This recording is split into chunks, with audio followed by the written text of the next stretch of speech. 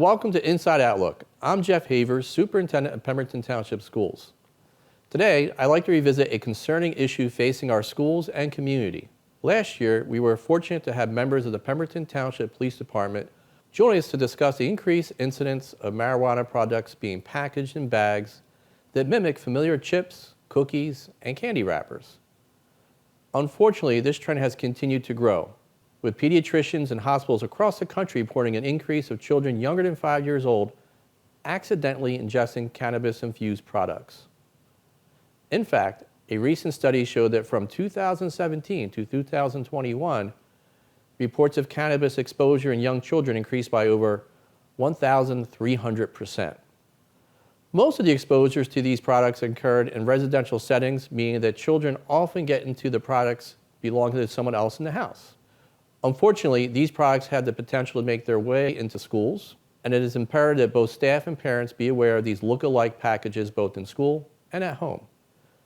Please take a few minutes to review these highlights from our program with the police department last year to familiarize yourself with the look-alike packages and their potential harm. As you can see on the slide here that we've presented, I'm going to go over some of the common marijuana edibles, not only that we find on juveniles, but also we unfortunately find in our school system today. The first one I want to go over that is fairly common is edible chips. Chips are found commonly with juveniles, primarily in high school age. And as you can see from the photograph here, I've put some numbers on here to kind of make it easier to identify. But the first thing parents will commonly see is a change in the name of the item that is contained inside of the packaging. And we can see from here, the manufacturer here took the name Doritos and changed it over to a different name. Here, as you can see, it's Doritos.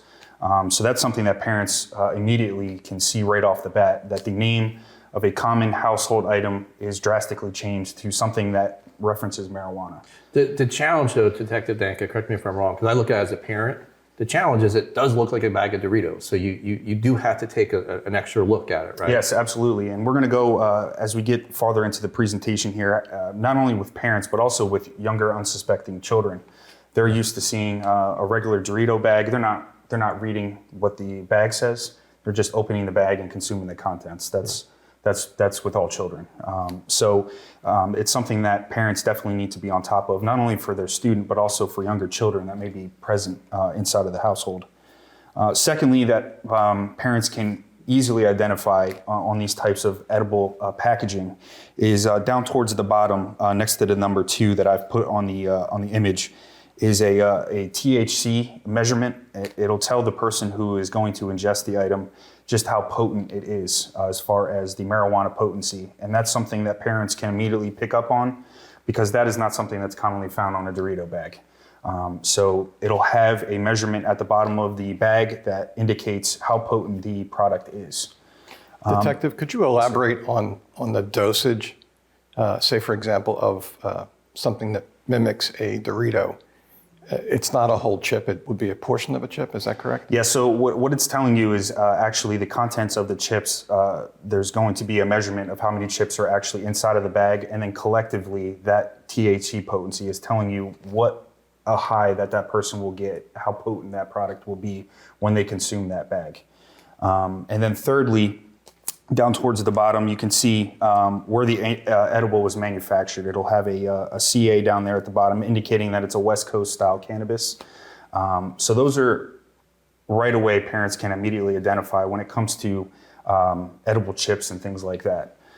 Next, we'll see the edible candies, which is another thing that parents should be on the lookout for, especially with their high school aged student. It's very similar to that of a Dorito bag or chipped bag. Parents can immediately identify that it is indeed a marijuana edible that does contain marijuana inside of it. And as we can see from the pictures here that I've posted, just as simple as changing some of the wording, again, to make reference to marijuana being stoned, if you would, you'll see that immediately on the package with marijuana leaves. They'll also change the characteristics of whatever the company's mascot, if you would be. And as you can see from the Sour Patch Kids, how they changed just a common figure for that company to resemble something completely different than what we're used to seeing. And Chief Danka, this is what really concerns me, because I could have a child in the back seat of my car, and I think they're eating some Sour Patches, right? Because without a really good look at that bag, I'm not going to know. And to your point about, we could have a toddler in the house that gets a hold of an open bag and just starts chewing them. Yes, absolutely. It's a thing too. If parents also, if there's no packaging around and they see a toddler just picking up candy, it's something that could be as dangerous as that. You're just not knowing what your toddler's consuming. If there's an older student inside of the household that brings that home that inadvertently had the bag open, it fell onto the floor, and that child consumes that item. So it's definitely a dangerous situation when it comes to these types of edible marijuana type candies. But there's going to be some kind of distinguishing factors on the bag that parents can immediately identify right off the bat that, hey, this doesn't belong. This is different than what I'm used to, and they need to dispose of it appropriately. So a child does not get in contact with that item. When it comes to disposing these types of things, they can contact the police department, turn it over to the police department, so that way we can go to the residence, take custody of that item, and properly destroy it, so that way it doesn't remain inside of the home. As you can see, this is an issue we should all be on the lookout for in an effort to protect our children and community. I do have a few reminders before I go.